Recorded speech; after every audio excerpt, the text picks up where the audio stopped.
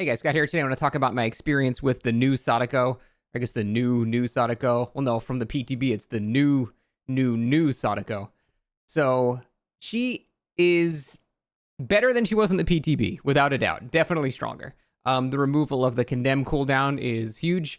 And the things that applied to me the most, see, the reason I never really liked her that much is because her chase is just so bad that I don't really enjoy playing her because I like chasing. That's my main thing. Sure, it's powerful to be able to apply condemn to everybody by just zipping around everywhere and stuff like that, and that's why a lot of people didn't like going against her, but it still didn't change the fact that I found her to be just not really fun to play because her chase aspects were just pretty weak.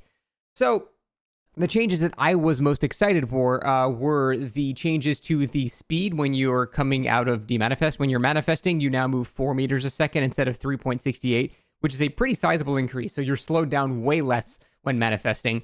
Additionally, you're also, the movement speed you get coming out of a TV via projection, the mechanic is called, it's 2 seconds now instead of 1.5 seconds. This also stacks with the fingernail add-on that makes it 50% longer. And as we know, since percentage is, when you have a higher base value, it's even stronger now. So that gives you basically a full additional second on top of your, your projection. So when you pop out of a TV with that add-on, you are cruising for a good 3 seconds there. And that feels pretty good to try to cut people off mid-chase, things like that. So her chase elements were actually made better. Now, the perfect version of this killer for me is a killer whose chase is obviously not that great. Compared to half the killers in the game that have very strong anti-loot powers, her chase is not designed to be super strong. The counterpoint is, much like Pig, she has much built-in slowdown from her kit, and that enables her chases to take a bit longer because the games themselves were a bit longer. See, I noticed my games when I played as Sadako, I was winning almost every single one of them, but it took me like 2 to 3 times as long to actually win.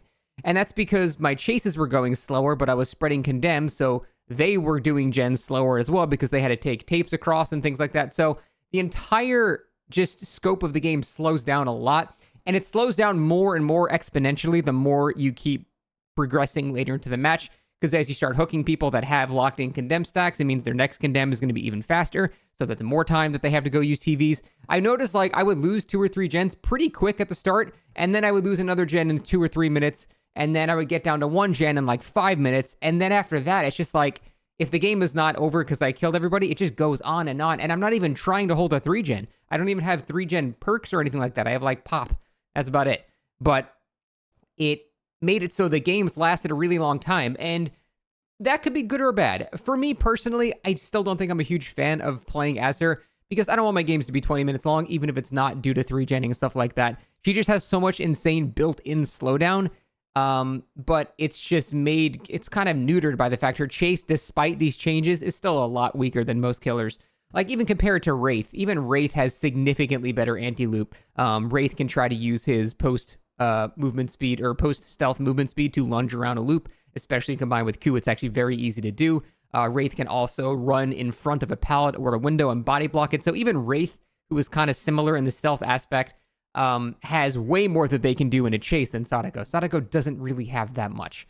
So, all that being said, I kind of like where her design is right now.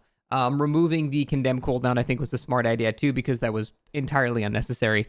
I just don't think she's a killer for me. Like I said, I don't really think that means she's bad or even badly designed. I would much rather this version of the killer where the matches go on for, 15 minutes or something like that, but you're not having one guy tunneled out with condemn who literally does nothing the entire game.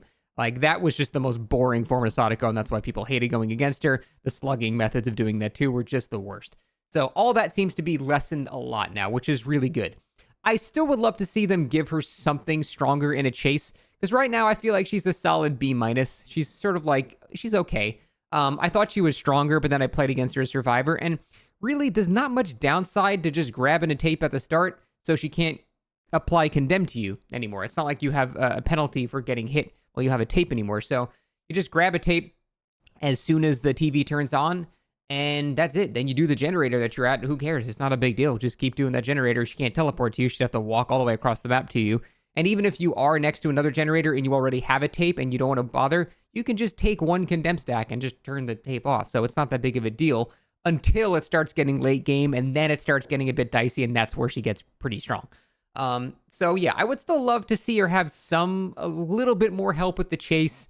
I think being able to walk through pallets, but at a much slower rate, just to counter God pallets. That's basically it. So like she could do something on the game, for example. I'm not saying it would counter, standard filler rock loops or anything like that. We don't want like a Chucky scenario, but more like a Wesker scenario where he can use his vault to counter God pallets. I think that would be, I don't know, some kind of interesting dynamic. Something like that. Something more in the chase is really what I like to see. But for the most part, I think she's in a relatively decent spot now.